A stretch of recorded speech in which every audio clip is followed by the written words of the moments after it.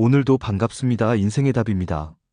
무례한 사람은 어느 나이에나 존재합니다. 젊을 땐 참을 수 있지만 중년이 되면 이제는 참기보다 지켜야 할 내선이 있습니다. 무례한 사람을 마주했다고 해서 나도 같이 무례한 사람이 되어서는 안 됩니다. 그렇다고 마냥 참고 있어서도 안 되겠죠. 대체 어떻게 대처해야 현명하고 나의 품위도 잃어버리지 않을 수 있을지 알아보겠습니다.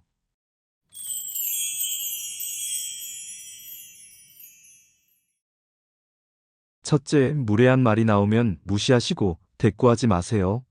그 사람에게는 눈길도 주지 않는 겁니다. 상대가 당황하는 걸 보면 그게 최고의 반격이라는 걸 알게 됩니다. 친구들과 모임에서 눈치 없는 김 씨가 툭하니 말을 건넵니다. 너희 딸 아직도 재수한다면서? 아니다, 올해가 삼수인가? 자식 이야기를 듣고서는 많은 사람들의 주목과 관심이 나에게 쏠립니다. 나는 애써 억지로 웃으면서 넘기곤 합니다. 혹은 기분 나쁜 티를 내면서 핀잔을 줄 수도 있습니다. 하지만 그때 말없이 미소만 지은 채 시선을 거두는 건 그게 오히려 상대를 당황시킵니다. 왜냐하면 침묵은 가장 단단한 선긋기이기 때문입니다. 둘째, 그 질문, 불편하네요라고 차분히 말합니다. 무례한 사람은 상대가 아무 말도 안 할 거라 확신합니다. 그럴 땐 감정을 담지 않고 그 질문 좀 불편하네요. 이 한마디만으로도 상대가 선을 넘었음을 알 수 있게 됩니다. 지인들과의 대화에서 서슴없이 남편은 돈 잘 벌어요? 라고 묻는 사람이 있나요? 그렇다면 그 질문은 저에겐 좀 부담스럽네요. 라고 받아쳐야 합니다. 짧지만 강력한 매너 있는 경계 설정입니다. 셋째, 무례함을 그대로 되짚어줍니다. 모처럼 꾸미고 입은 옷인데 옆집 사는 김씨 아주머니가 말을 겁니다. 그 옷색은 좀 촌스럽지 않아요? 그때 부끄러워하거나 주눅들지 말아야 합니다. 그렇게 말하는 거 나한텐 좀 무례하게 느껴져요. 라고 하면 됩니다. 평소 밝았던 사람이 이렇게 말하면 더 무게가 느껴지면서 효과적입니다.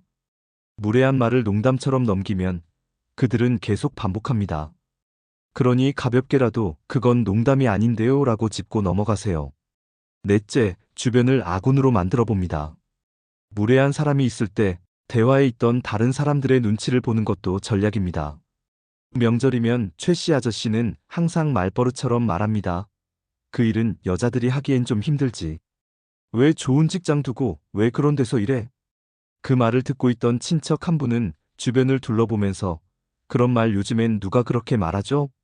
그런 소리 하면 젊은이들한테 혼납니다라고 다들 들으라는 듯이 크게 말해봅니다. 상황을 유머처럼 넘기면서도 상대의 말이 구시대적이라는 걸 보여주는 효과가 있습니다. 다섯째, 정면 대결보다는 우회해서 말해봅니다. 무례한 말은 정면 대응보다 돌려 말하는 게 더 효과적일 때가 많습니다. 당신 나이에 이건 좀 무리 아닌가? 라고 누군가 당신에게 묻는다면 그럼에도 불구하고 해보는 거죠. 그게 인생 아닌가요? 라고 대꾸해봅니다. 이처럼 프레임을 긍정으로 바꾸는 사람은 무시하기 어렵습니다. 여섯째, 무례함을 그 사람의 문제로 보세요. 중년 이후엔 꼭 기억해야 할 사실이 있습니다. 무례한 말은 나 때문이 아니라 그 사람의 결핍 때문입니다. 그런 것도 몰라? 라고 짓궂게 말하는 사람들이 간혹 있습니다. 그러면 참지 마시고 그 말투로 이야기하면 배우고 싶은 마음도 없어지네요. 라고 해보는 건 어떨까요?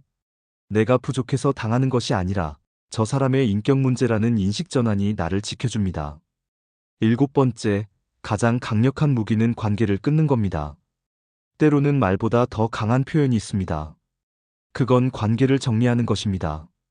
무례한 사람이 계속해서 내 자존감을 갉아먹는다면 그 사람과의 연락을 줄이고 물리적 거리를 두는 것, 그게 진짜 제압이자 보호입니다. 나이가 들수록 사람을 얻는 것도 중요하지만 사람을 가리는 용기는 더 중요합니다. 무례한 말에 상처받았던 그 순간들, 이제는 나를 지키는 말로 바꾸세요. 존중받고 싶은 만큼 스스로를 존중하는 태도. 그게 삶의 품격입니다. 하지만 대놓고 무례한 사람만 있는 건 아닙니다. 은근히 무례한 사람이 더 무섭습니다.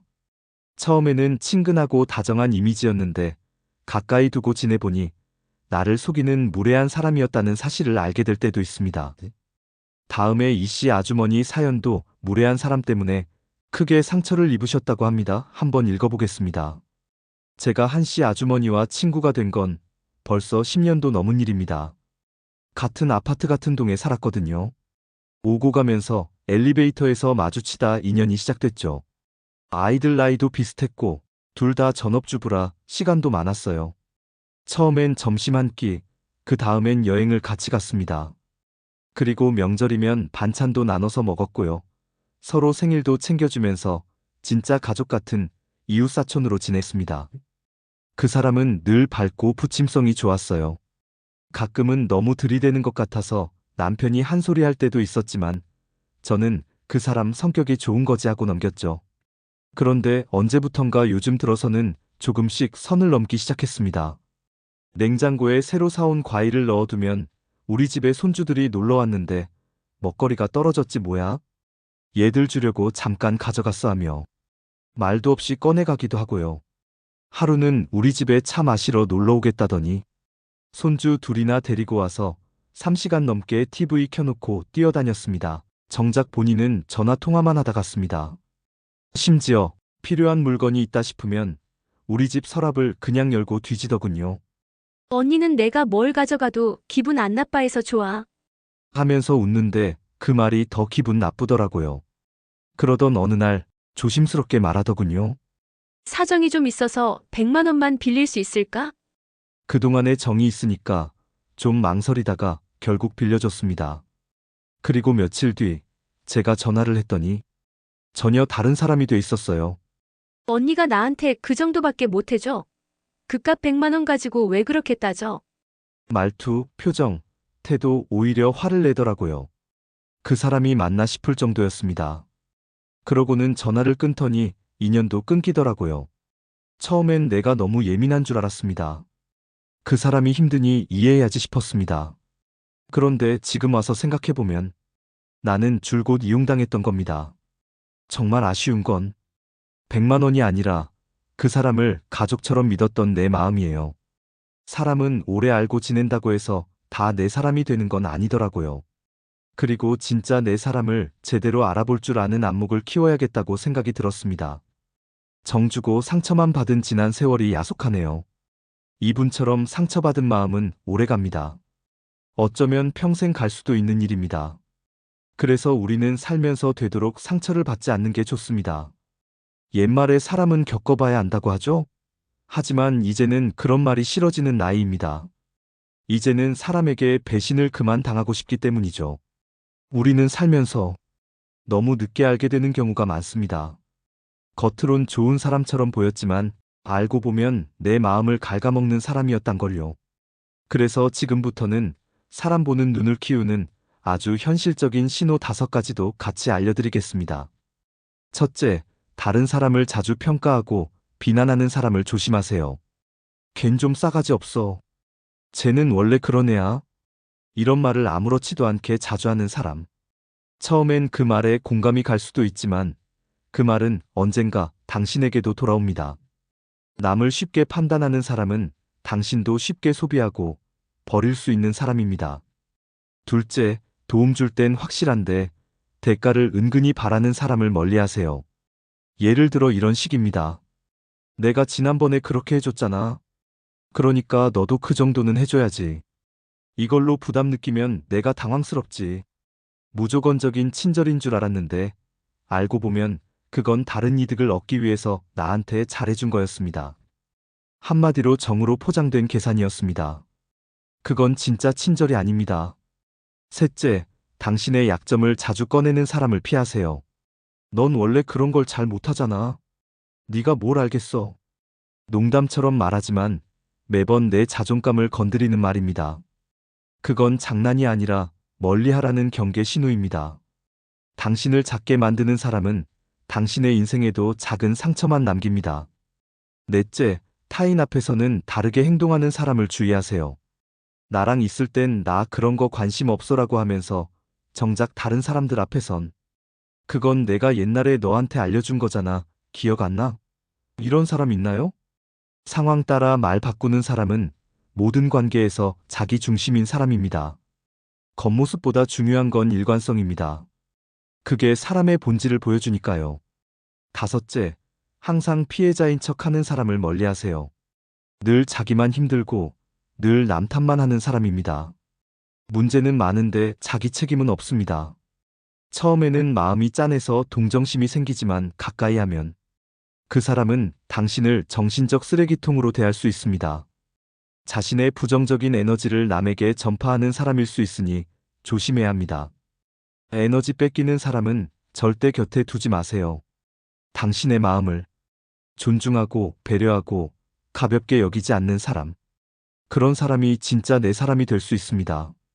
사람은 많지만 내 사람은 손에 꼽습니다. 그 몇 명을 제대로 알아보는 눈, 이제는 꼭 키우셔야 합니다. 그런데 무례한 사람이 타인이 아니라 내 가족이면 어떻게 해야 할까요? 가족이니까 무조건 감싸고 안아주면서 평생 살아야 하는 걸까요? 가족이란 이유로 함부로 말하고, 함부로 간섭하고, 심지어는 마음을 상하게 만드는 경우도 있습니다. 우리도 살면서 한 번쯤은 겪어보셨을 겁니다. 무례한 가족에게 조용히 선 긋는 5가지 방법도 알아두시면 좋을 것 같습니다. 원래 핏줄에게 엄하게 대하는 일은 더 어려운 법이니까요. 간혹 자녀들이 말합니다. 엄마는 아직도 그걸 못해? 답답하네 이러면서 불쑥 내 삶을 평가하거나 비난할 때가 있습니다. 그럴 때는 웃어넘기지 말고 이렇게 답해보세요. 그 말, 나한텐 좀 듣기 부담스럽네. 나는 지금 내 속도로 맞추고 있는 거야. 가족이라고 해도 나를 비판할 권리는 없습니다. 경계는 말로 만드는 겁니다. 침묵은 허락이니까요. 가끔은 배우자와 자녀가 나를 가르치려고 할 때도 있습니다. 의견을 강요하거나 내 결정을 무시하는 태도를 보입니다. 이거 별로야 저걸로 해 내 말대로 해라고 한다면 이렇게 말해보세요. 의견은 고마운데 결정은 내가 할게. 지금 방식이 나한텐 편해. 조용하지만 분명한 어조는 상대의 간섭을 끊는 가장 효과적인 무기입니다. 다 큰 자녀들은 분가를 했어도 서로 집이 가까우면 자주 놀러 오는 일도 많은데요. 반갑기는 해도 정작 아이들 데려와서 층간소음에 소란을 피우고 심지어 만들어준 음식에 불만을 품는 일도 있습니다. 우리 집에 와서 함부로 행동하거나 예의 없이 굴 때는 단호하게 대처해야 합니다. 이 집에서는 이렇게 했으면 좋겠어. 우리 집은 이런 방식이 편해서. 라는 말 조심하세요. 우리 집이란 말은 주도권을 내가 갖겠다는 선언입니다. 가족이라고 해도 지켜야 할 선이 있습니다. 서로의 사생활을 집요하게 캐묻거나 다른 사람 뒷담화를 유도할 때는 침묵하세요. 그 얘긴 안 하고 싶어요. 그건 내 안에서만 정리하고 싶어 라고 말해보는 건 어떨까요? 가족이라고 모든 걸 말해야 하는 건 아닙니다. 침묵은 경계이고 자기 보호입니다. 지나치게 선을 넘는 가족이라면 물리적으로 거리를 두는 것을 추천합니다. 선 넘는 가족에게는 시간과 공간이 최고의 답입니다. 매주 전화하던 걸 격주로 줄이세요. 그리고 집에 자주 오는 가족은 일정 미리 조정해야 합니다. 단톡방에서 즉시 답하지 않는 것도 좋습니다. 가족 간의 관계는 가깝다고 좋은 것이 아니라 편안해야 좋은 것입니다. 가족은 인생의 뿌리이지만 내 삶을 흔들게 놔두면 그건 더 이상 가족이 아닙니다.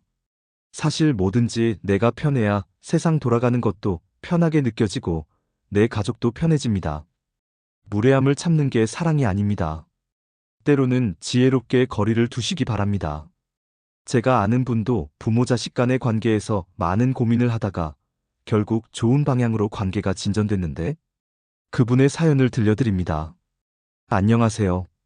저는 40이 넘은 딸을 둔 엄마입니다. 딸아이는 결혼한 지 5년이 넘었고 요즘은 손주 키우는 게 제 일상이 되어버렸습니다.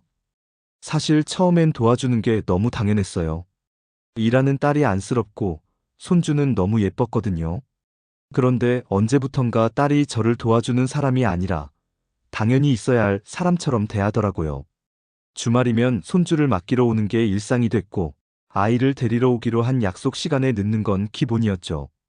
엄마, 애 잠깐만 봐줘요라는 말은 쉽게 하면서 늦어도 연락 한 통 없고 제가 전화하면 아, 엄마 또 왜요? 지금 운전 중이잖아요. 라는 퉁명스러운 말이 돌아오곤 했습니다. 며칠 전엔 정말 가슴이 철렁했어요. 손주가 뛰다가 테이블 모서리에 부딪혀 피가 났는데 제가 정신없이 응급실을 다녀왔거든요.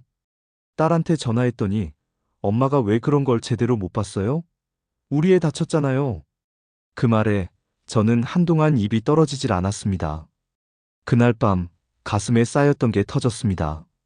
딸아이가 애를 데리러 왔는데 또 늦었고 미안하다는 인사도 없이 집만 챙기더라고요. 제가 조용히 물었죠. 너는 엄마가 사람 아니니? 내가 뭘 그렇게 잘못했니?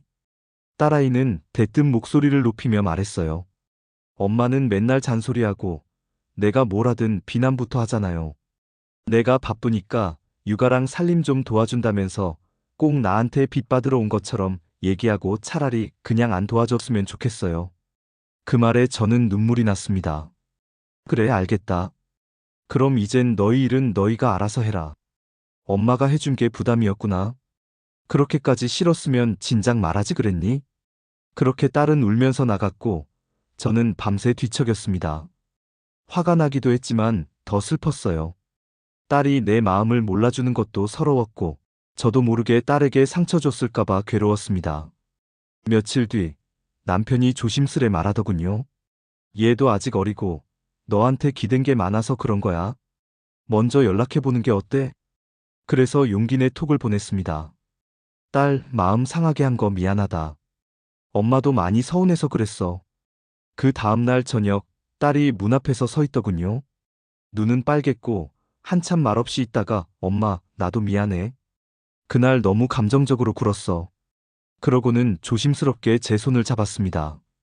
지금은 예전처럼 허물없이 지내진 않지만 서로 선을 지키면서 조심스럽게 다시 웃고 있습니다. 이제는 딸도 가끔 저한테 엄마, 괜찮아? 하고 먼저 물어봐 주네요. 가족이라는 이름으로 서로에게 너무 가까웠기에 상처도 컸던 것 같아요. 이제는 조금 떨어져서 더 따뜻해졌습니다. 이 사연을 보면 가족 사이에도 지켜야 할 선이 있다는 걸 알게 됩니다. 편하다고 해서 함부로 대해서는 안 되는 거죠. 우리는 서로를 위해서 지켜야 할 거리와 예의는 기본으로 가지고 있어야 하는데요.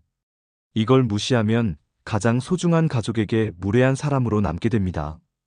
우리는 때로 이야기합니다. 가족이니까 편하게 말해도 돼. 서로 다 이해하잖아. 그래도 가족인데. 그런데요, 가족이기 때문에 더 조심해야 하는 말이 있고, 가족이기 때문에 더욱 가까운 사이이기 때문에 더욱 예의를 지켜야 합니다. 모든 자식 마음에 들게 해주다 보면 어느 순간부터 자식은 고마움보다 당연함을 먼저 배우게 됩니다. 부모는 겉으로 대놓고 말하지 않지만 속으로 이런 생각을 하죠. 나는 부모니까 참고 또 참지만 나도 사람인데 너무하네라고요. 아무리 가깝다고 해서 상처 주는 말을 쉽게 꺼내면 안 됩니다. 가족끼리는 서로의 마음을 보듬어주면서 조심하고 배려해야 합니다. 그리고 적당한 거리가 더 따뜻한 마음을 만들기도 합니다. 가족 사이에도 예의가 필요하고 선이 있어야 오래갑니다. 가족은 가까운 타인입니다. 마음으로 다가가되 경계는 존중해주세요. 그 선이 지켜질 때 가족은 더 오래, 더 깊게 연결될 수 있습니다. 편한 마음보다 조심스럽게 존중하는 마음이 필요하다는 걸 잊지 마세요. 살면서 평생 해야 할 게 사람 공부, 인생 공부라고 생각합니다. 우리같이 사람 보는 안목을 키우면서 나에게 무례하게 대하는 사람 피하는 방법을 잘 연습해 봅시다. 연약한 마음이 더 이상 세상 풍파에 상처받지 않기를 진심으로 바랍니다. 오늘도 인생 해답과 함께 평화로운 시간이 되셨으면 합니다. 저는 내일 또다시 인사드리겠습니다. 오늘 남은 시간도 언제나 무탈하시고 건강하시길 응원합니다.